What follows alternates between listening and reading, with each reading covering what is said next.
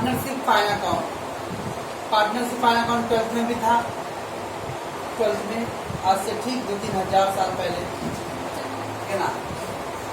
तो बहुत कुछ चेंजेस भी है और बहुत कुछ कॉमन भी है। ओके, फिर अगर पार्टनर है तो पार्टनरशिप में 2 या 2 से ज़्यादा पार्टनर लोग रहेंगे, प्रॉफिट डिस्ट्रीब्यूट होता होगा, वो सब मैं बताऊंगा नहीं। अब फिर the partnership deed, partnership deed मतलब एग्रीमेंट, डीड मतलब एग्रीमेंट। तो पार्टनर 2 या 2, बाप बड़ा ना भैया, सबसे बड़ा भैया भाई। तो बिजनेस अगर लॉन्ग टर्म चलाना है तो लिखित एग्रीमेंट रखो, कितना भी आपका लंगोटिया यार क्यों ना हो, कितना भी अरे दोस्ती जया वीरू की, प्रिया और प्रीति की हो, तो भी अरे एग्रीमेंट लिख के रखो, है ना। तो पार्टनरशिप डीड, लेकिन अगर मान लो बाई चांस किसी वक्त अरे कुछ पॉइंट ऐसा है जो पार्टनरशिप एग्रीमेंट में अपने नहीं लिखा रहेगा, if the partnership deed is silent, partnership deed silent मतलब अपने एग्रीमेंट में पॉइंट ध्यान नहीं दिया, भूल गए लिखना, then we use the such provision. तो फिर इंडियन पार्टनरशिप एक्ट में क्या प्रोविजन रूल्स है, इंटरेस्ट ऑन कैपिटल के बारे में अगर कुछ मेंशन नहीं किए हो तो रूल बोलता है कि आप उस साल इंटरेस्ट को चार्ज नहीं कर सकते हो। अगर आपको इंटरेस्ट लेना है, आपको इंटरेस्ट ऑन कैपिटल पे, तो फिर आप रूल बनाओ और अगले साल से चार्ज करो, इस साल नहीं मिलेगा। So question, if the partnership deed remains silent or not given the question, interest on capital will be provided for dash percentage, nil, 0%. No interest will be allowed in that year. Same interest on drawing पे भी, तो interest on capital, interest on drawing का rate अगर mention नहीं हुआ है agreement में, तो कोई इंटरेस्ट कैपिटल और इंटरेस्ट ऑन ड्राइंग चार्ज नहीं होगा उस पर्टिकुलर ईयर में। Okay, that is it. और इंटरेस्ट ऑन पार्टनर लोन, इस दुनिया में बिन मांगे तो जहर भी नहीं मिलता है। अब मान लो कोई पार्टनर था, बिजनेस प्रॉब्लम में था, तो पार्टनर ने अपने पैसे से कुछ एक्स्ट्रा कंपनी को दिया, बिजनेस को दिया, और आप मस्त में इंजॉय कर रहे हो उस पैसे का। प्रॉब्लम था तो अगर आप पैसे बैंक से लेते थे क्या होता था, बैंक को इंटरेस्ट देना पड़ता था, लेकिन पार्टनर ने दे दिया आपको तकलीफ समझ के, क्योंकि बैंक में जाऊंगा तो सिक्योरिटी जमा करना पड़ेगा। अब यहाँ पे सिक्योरिटी के लिए पैसे नहीं कंपनी में, तो पार्टनर बोला ठीक है मेरे पास एक्स्ट्रा अमाउंट है, आई विल पे। उसके बाद साल भर के बाद खाली उसका कैपिटल आप जो लोन का अमाउंट वो रिटर्न कर रहे हो, वो बेचारा चुपका हंसते हंसते ले लिया। वो हंसते ले लिया इसका मतलब नहीं कि उसके अंदर गम नहीं है उसको, बोले यार मैं तो पैसे दिया हूँ, मेरे पैसे से तुम लोग इंजॉय तो किए, प्रॉफिट सब लोग शेयर किए, लेकिन मैं यही पैसे बैंक में डालता तो मुझे एक्स्ट्रा इंटरेस्ट मिलता था। दैट्स वाई अगर पार्टनर ने लोन दिया रहेगा और उस लोन पे इंटरेस्ट कुछ मेंशन नहीं भी हुआ रहेगा, तो भी उसको 6% एनुअल इंटरेस्ट मिलना चाहिए। Interest on capital, interest on drawing का रेट मेंशन नहीं है तो 0%, लेकिन इंटरेस्ट ऑन पार्टनर लोन का लोन का रेट मेंशन नहीं है, rate as per the partnership है 6%। कैपिटल और ड्राइंग का रेट नहीं रहेगा तो 0, लेकिन पार्टनर लोन पे अगर रेट नहीं रहेगा तो भी अज्यूम करना कितना % रेट होता है, 6% पर। देन सैलरी जो हम लोग पढ़ेंगे टाइप्स ऑफ पार्टनर उसी में 12th में, या इसका लॉ में भी रहेगा types of partner, active partner, sleeping partner. Active partner who doing active part in the business, जैसे आप एक्टिव पार्टनर हो, संजना दीदी स्लीपिंग पार्टनर है, अपनी संजना दीदी स्लीपिंग पार्टनर है, आयुषी मैनेजिंग डायरेक्टर है, ओके ना। अब मैं सुबह क्यों हूँ,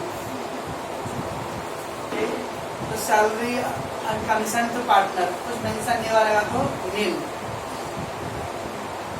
तो मालूम है अपने को अगर प्रॉफिट लॉस का रेशियो नहीं डाला था तो इक्वली, तो मोर प्रॉब्लम ज्यादा रिकॉर्ड क्या है, इंटरेस्ट ऑन पार्टनर लोन अगर कुछ रेट मेंशन नहीं होता तो चार्ज फॉर 6% एनुअल। कैपिटल और ड्राइंग पे कोई इंटरेस्ट नहीं मेंशन है, लोग आसान करते थे 12th में, इंटरेस्ट ऑन कैपिटल बोलता था तो करते थे, नहीं बोलता नहीं करते। इसका मतलब अगर कैपिटल ड्राइंग पे इंटरेस्ट नहीं मेंशन किया तो 0, मतलब 0 तो नहीं लेते लोग। लेकिन पार्टनर लोन सब में दिया है, उस पर इंटरेस्ट नहीं दिया है, तो we will always provide the 6% per annum. Okay, तो 12th में हम लोग क्या करते थे, trading account, profit loss account, capital account and balance. कुछ कॉलेज में तो कैपिटल अकाउंट भी ड्रॉ नहीं करते थे, डायरेक्ट को 11वीं का फॉर्मेट फॉलो करते थे। क्या 11वीं का फॉर्मेट था? बैलेंस शीट ड्रॉ करते थे, उसमें लिखते थे कैपिटल अजय, फिर अजय वाले में उसका drawing less, capital add, profit add less calculator, फिर विजय, फिर सुजय, सब उसके अंदर खिचड़ी पकाते थे कुछ कॉलेज में। मैं तो गुड कॉलेज वाला था, तो मैं कैपिटल अकाउंट ड्रॉ किया था, तो कैपिटल अकाउंट ड्रॉ करते थे and then all the detail बिल्कुल ऑर्डर दे यार। अब ये जो trading, profit loss, capital and balance sheet, इसको छोड़ के एक और अकाउंट आएगा ऐसा अकाउंट, और ये फायदा आपको अगले साल भी होएगा। एप्रोप्रिएशन, प्रॉफिट और loss account, appropriation account. Account 2 में मैनेजमेंट में हम लोग रेवेन्यू वर्टिकल वाले में प्रॉफिट लॉस में लिखते हैं, फॉर्मेट में नीचे लेस एप्रोप्रिएशन एंड एप्रोप्रिएशन लिखते हैं ना word, that is profit loss appropriation account. Profit loss appropriation मतलब अपना जो भी ग्रॉस प्रॉफिट है उसमें सारा खर्चा पहले माइनस कर दो, बिजनेस का खर्चा, सैलरी, टेलीफोन, डेप्रेशन, जो भी सब था उसका माइनस करने के बाद सारा खर्चा माइनस करके जो बच गया वो किसका होगा? पार्टनर लोग का आएगा, तब वो पार्टनर आपस में डिस्ट्रीब्यूट करेंगे, that is called appropriation. Appropriation मतलब सारा माइनस होने के बाद जो बाकी प्रॉफिट बच गया है, अब वो ओनली रिलेटेड टू पार्टनर से रिलेटेड है। Profit loss appropriation is a special account maintained to record all the item related to खाली पार्टनर। पार्टनर से रिलेटेड जो आइटम है, क्या पार्टनर से रिलेटेड आइटम है? Interest on capital, interest on drawing, interest on loan of partner, salary to partner, commission to partner, profit to partner, loss to partner. ये item जो है सब क्या है? पार्टनर से रिलेटेड है। तो ये सब आइटम कहाँ करेंगे हम लोग? Profit loss appropriation. अब आप लोग को मेमोरी में तो जोड़ डालना, हम लोग इंटरेस्ट ऑन कैपिटल को करते थे। Profit loss account debit side, capital account credit side.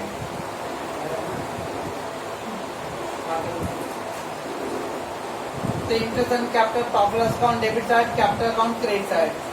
अब खाली आप वही वाला याद करो, मतलब 12th का एंट्री, थोड़ा सा वर्ड ऐड कर दो। Profit loss account debit side, अभी profit loss appropriation account debit side, capital account credit side. Interest on drawing, profit loss account credit side, capital account debit side लिखते थे। अब यहाँ पे खाली प्रॉफिट लॉस के आगे क्या ऐड करेंगे? Appropriation word. तो profit loss appropriation account credit side and capital account debit side. तो ऐसे 12th का ही है, खाली बस प्रॉफिट लॉस के आगे वर्ड ऐड करना है, appropriation account. What is appropriation? The appropriation is a special account maintained to record all the transactions related to only partner. In this account we would not record any operating item of business. Operating item मतलब salary, telephone bill, insurance, lighting, factory expenses, business के operation item तो इसके अंदर record नहीं करते। True false में आएगा। In the profit loss appropriation we record all operating item. False. In profit loss account we would not record any item. Means आपका operating part, खाली पार्टनर से रिलेटेड आइटम आता है। अब क्या है? इंटरेस्ट ऑन कैपिटल, सैलरी और commission to partner क्या करेंगे लोग? Debited to profit loss appropriation. Interest on capital, profit loss account debit करते थे, प्रॉफिट लॉस डेबिट। अब आगे क्या ऐड कर दिया? तो profit loss appropriation debit. Salary to partner, profit loss appropriation debit. Commission to partner, profit loss appropriation debit. Interest on partner loan, profit loss appropriation debit. तो कौन कौन सा item profit loss appropriation debit में जाएगा? Interest on capital, salary और commission to partner and partner interest on partner loan. ये 4 item appropriation debit side लिखेंगे और खाली एक लोटा आइटम बचेगा जो क्रेडिट साइड जाएगा। Interest on drawing, credited to profit loss appropriation account. Interest on drawing credited to dash account, मतलब दिया रहेगा trading account, profit loss account, appropriation account, capital account, appropriation account. Into the drawing को approximate में create करिए, interest on capital, salary, commission और interest on loan to the partner, ये approximate में debit करिए। ओके, आगे नीचे करना दो। चलो आगे। Then, if date of withdrawals of period of drawings, हम लोग 12th में इंटरेस्ट ऑन ड्राइंग ऑलवेज 6 महीने निकालते थे, interest on drawing always 6 month के लिए निकालते थे 12th में। यानी अब आपको 3 उसके कैटेगरी हैं। Date of withdrawals of period of drawing not given, then interest on drawing will be calculated as following. अगर मान लो कुछ दिया नहीं कि कब विड्रॉ किया है या टाइमिंग के बारे में कुछ दिया ही मेंशन नहीं किया है, तो इंटरेस्ट ऑन ड्राइंग का 3 कैटेगरी है। पहला कैटेगरी है नो टाइम गिवन, या कभी बोलेगा average, provide interest on drawing 6% on average basis, और he withdraw the drawing on the middle of the every month, महीने के हर महीने के मिडल, मतलब हर महीने के 15 या 16 तारीख को विड्रॉ कर लेता है और जाके मस्त में एकदम पिकनिक एंजॉय करता है। फिर अगला महीना और फिर पैसे कुछ विड्रॉ कर लेता है, फिर पर्सनल लाइफ में एंजॉय करता है। तो हर महीने के बीच की तारीख में वो पैसे विड्रॉ करता है। तो या तो मिडल वर्ड दिया रहे, या तो एवरेज बेसिस दिया रहे, या कुछ भी नहीं दिया रहे, तो हमेशा हमें इंटरेस्ट ऑन ड्राइंग कितने टाइम में निकालेंगे? खाली 6 महीने की। इफ नथिंग इज मेंशन या एवरेज बेसिस, बहुत नहीं रहा भाई, और मिडल ऑफ द मंथ तो 6 month. Withdraw at the beginning of the month, हर महीने के पहला तारीख को विड्रॉ कर ले रहा है। Beginning of the month, beginning of the month यानी पहला, स्टार्टिंग ऑफ द मंथ या first day of the month. हर महीना शुरू होता है, उसका पहला तारीख को 1000 रुपये निकाल लिया और पर्सनल लाइफ के लिए यूज किया। फिर अगला महीना हर महीने की पहला तारीख, अगर इस तरह का नेचर है तो उसको कितना महीने का डेप्यूटेशन चार्ज का है? इंटरेस्ट कैपिटल ड्राइंग निकालना पड़ेगा 6.5 महीने का। हर महीने की पहली तारीख को अगर विड्रॉवल होता है तो ड्राइंग का इंटरेस्ट 6.5 मंथ का आता है। और withdraw last day of the month, हर महीने की आखिरी तारीख को विड्रॉ करता है, last day of the month, तो फिर 5.5 महीने का आता है। आखिरी डेट 5.5 महीना, पहला डेट 6.5 महीना, बीच में या कुछ भी नहीं दिया तो 6 महीना। ओके, और इसको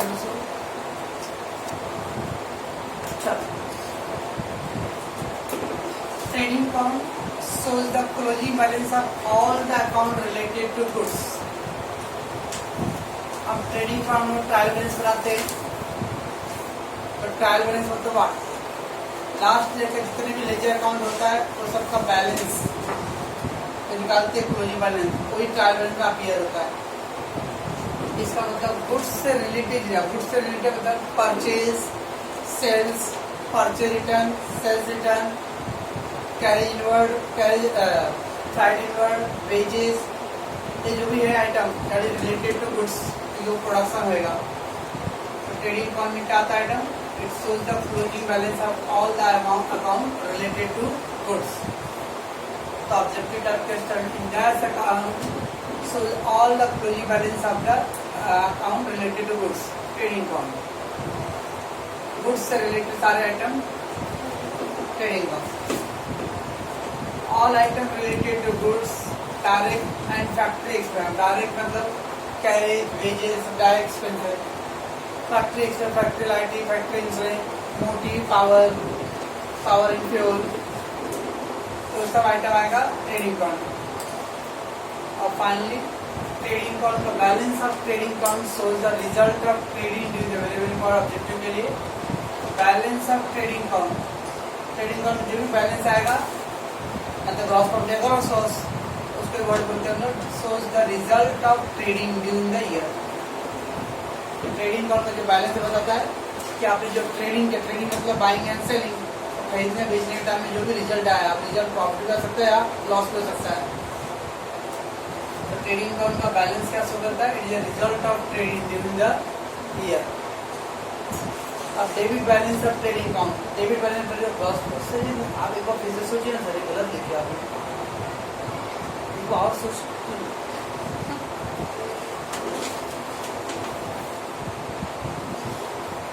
ये ट्रेडिंग अकाउंट है, हम लोग इधर लिखते to gross profit carry down.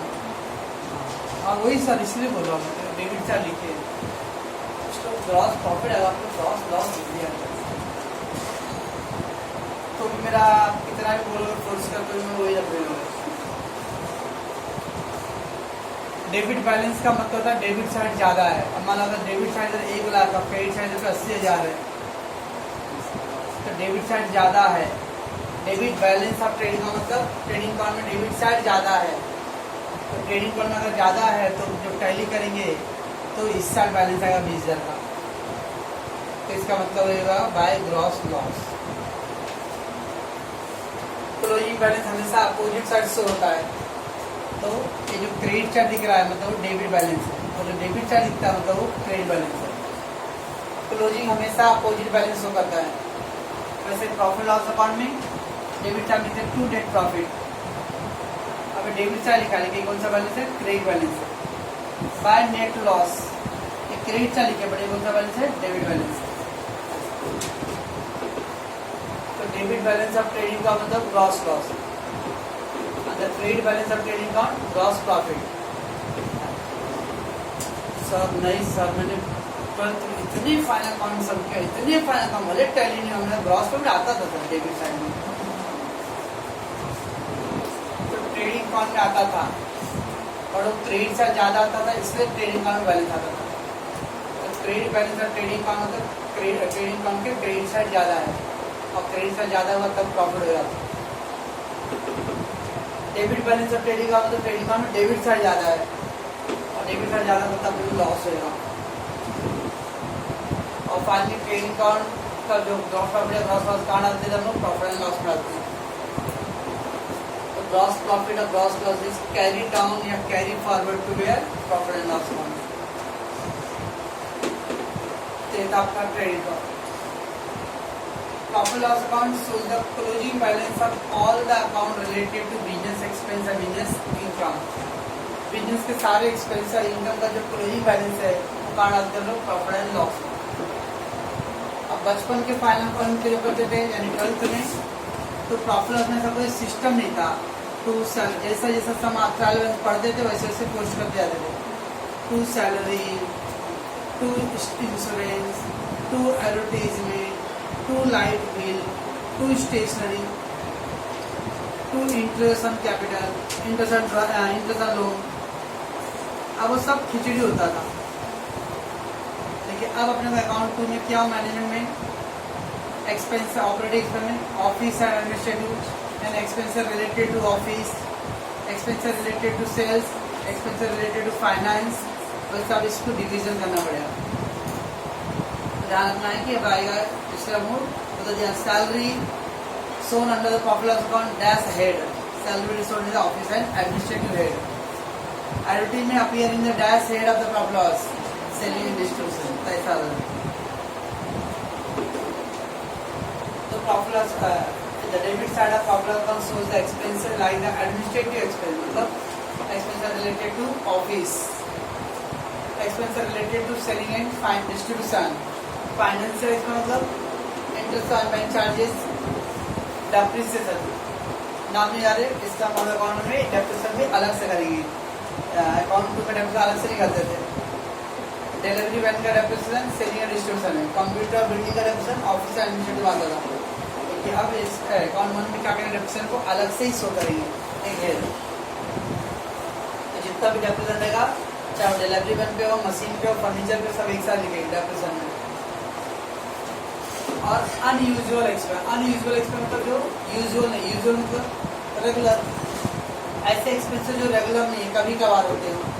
Loss by fire, loss on sale of assets, ये रोज नहीं होने वाले। दैट इज और non operating expense, non operating के जो आइटम थे वो उसको और बोलते हैं अनयूजुअल एक्सपेंस। ये सब आएगा debit side of profit loss. क्या administrative, selling, finance, depreciation and unusual item, इनका mutual profit loss account debit side. Credit side में इनकम आएगा, तो क्रेडिट साइड प्रॉफिट लॉस होगा अदर बिजनेस इनकम और गेन्स, गेन्स यानी non operating income, profit on sale of assets, interest receive, dividend receive, तो सब आएगा non operating income. Same debit balance of profit loss account, debit balance of profit loss account, net loss, credit balance of profit loss account, net profit. उसका net profit and net loss हम 12th में क्या करते हैं, direct capital account में डाल देते हैं। जब यहाँ पे प्रॉफिट लॉस और कैपिटल के बीच में एक और अकाउंट आएगा एप्रोप्रिएशन, तो नेट प्रॉफिट और नेट लॉस कैरी डाउन और carry forward to profit loss appropriation में जाएगा, डायरेक्ट कैपिटल में जाएगा। फाइनल प्रॉफिट लॉस और profit operation repeat after adjusting the interim. Operation क्या लिखते हैं हम लोग, interim capital, interim drawing, partner loan, salary to partner, और एक transfer to reserve. Transfer to reserve मतलब इसका स्पीच डेट था, कौन स्पीच डेट वाले हैं, तो था वो संडे को याद नहीं है, मार खाते थे बहुत लेट आती थी तो, और इधर बैठते थे उधर बैठते थे सीढ़ी कुर्सी लगा के। तो दैट इज क्या ट्रांसफर टू रिजर्व। अपने हर साल के प्रॉफिट में से कुछ पैसे क्या करना, फ्यूचर के लिए जमा करके रखना। प्लगिंग बैक ऑफ प्रॉफिट और retain earning.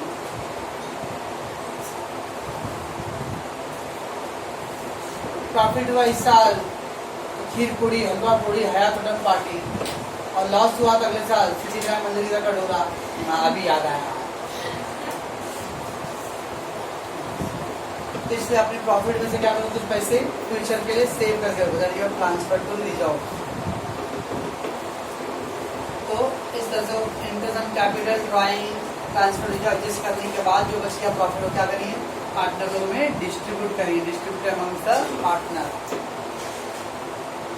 Final distribution of profit और लॉस कैरी फॉरवर्ड और बाद में एप्रोप्रिएशन जो फाइनल प्रॉफिट डिस्ट्रीब्यूट होगा वो कहाँ डालेंगे, फिर कैपिटल अकाउंट या करंट अकाउंट।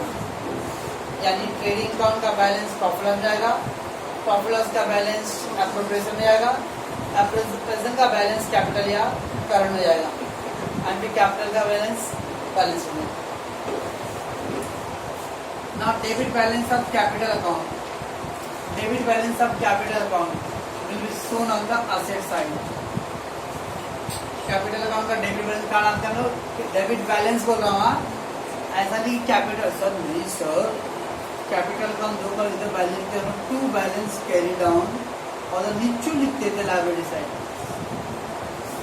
ये डेबिट साइड शो हो रहा है, बड़ी कौन सा बैलेंस है, क्रेडिट है। तो debit balance of capital account को हम असेट साइड लिखेंगे, और credit balance of capital account को लिखेंगे लायबिलिटी साइड। जैसा ऑब्जेक्टिव से रिलेटेड पॉइंट है, और इसकी जो और जल्दी नाम प्रॉफिट लॉस का फॉर्मेट। मैं ट्रेडिंग का नहीं कर रहा, we know already. Profit loss भी मैं एकदम शॉर्टकट में खाली आपको यू नो ऑलरेडी सब आइटम क्या होता है। तो ऑफिस एंड एडमिनिस्ट्रेटिव और अकाउंट को देखिए तो ऑफिस एंड एडमिनिस्ट्रेटिव में आइटम वो सब आएगा, खाली एक को छोड़ के डेप्रिसिएशन। अब अकाउंट 3 मतलब मैनेजमेंट में हम लोगों ने डेप्रिसिएशन को अलग अलग किया था। अगर फैक्ट्री आइटम से रिलेटेड डेप्रिसिएशन है तो you do cost of goods sold में depreciation machinery, depreciation factory building. फिर अगर डेप्रिसिएशन अगर ऑफिशियल आइटम है कंप्यूटर फर्नीचर तो ऑफिस एडमिनिस्ट्रेटिव में। और अगर आइटम आपका सेल्स एंड डिस्ट्रीब्यूशन से रिलेटेड है डिलीवरी वैन तो उसका डेप्रिसिएशन आता है सेलिंग एंड डिस्ट्रीब्यूशन। अब यहाँ पे डेप्रिसिएशन 3 जगह पे डालना नहीं, सारा डेप्रिसिएशन एक ही जगह पे आएगा अकाउंट में। तो ऑफिस एडमिनिस्ट्रेटिव में all item related to office. मैं 2 आइटम एग्जाम्पल में लिखा हूँ और यू नो बहुत सारे आइटम है office item. Selling and distribution expense, advertisement, salesman salary, salesman commission में क्या बोलो भी बहुत सारे आइटम है और उसमें चेक कीजिएगा। इसमें अकाउंट 2 में वर्टिकल स्टेटमेंट में रेवेन्यू वाले में है तो सेल्समैन सैलरी। अब फाइनेंस एक्सपेंस तो जब फाइनेंस एक्सपेंस में क्या लिखता था मैं, इंटरेस्ट की अलग से लिखते थे, before interest and after interest, interest अलग था। यहाँ पे ध्यान रखना interest on bank loan, bank charges, bad debts और डिस्काउंट लाओ। आज एजेंट करूँगा तो दोनों पॉइंट मेरा ध्यान रखूंगा क्योंकि बैड डेट्स और डिस्काउंट अलाउड मैनेजमेंट चैप्टर में ये दोनों जो था वो सेलिंग एंड डिस्ट्रीब्यूशन लिखा था। बैड डेट्स और डिस्काउंट अलाउड मैनेजमेंट में आता है, सेलिंग और डिस्ट्रीब्यूशन में, बट फाइनेंस में इसको फाइनेंशियल आइटम लिखते हैं, तो खुद ना आना है। जब मैनेजमेंट का अकाउंट जब तक अकाउंट 2 का पेपर दूंगा तो ध्यान दूंगा bad debts selling and distribution item है। अकाउंट 1 का पेपर के लिए बैड डेट्स फाइनेंशियल आइटम है, डिस्काउंट अलाउड भी, ये 4 आइटम है आपका finance. All depreciation related to machinery, building, equipment, development, machine factory का आइटम है, डिलीवरी एंड सेलिंग डिस्ट्रीब्यूशन है, ये ऑफिशियल आइटम है, सारा डेप्रिसिएशन एक ही जगह पे आएगा। और फिर non operating expenses, loss by fire, loss by theft, loss by accident, और क्या था, loss on sale of share, और आइटम था। Preliminary expenses return of preliminary expense return of, underwriting commission return of, फिर फाइन एंड पेनल्टी, उसके बाद claim against the company, कुछ तो था fine and penalty, fine and penalty भी आएगा अदर एक्सपेंसेस। बस ये ध्यान रखना है, office administrative first aid, selling second, finance third, depreciation 4 and other expense 5, division 5 head है। अब आपका ऑब्जेक्टिव का क्वेश्चन आएगा, bad debts will be recorded under the dash head of the profit loss account. Bad debt will be financial item, या dash is a financial item, या discount allowed is a financial expense, या discount allowed is a dash expense, या financial expense. Preliminary expense return of shown under dash head, other expense head.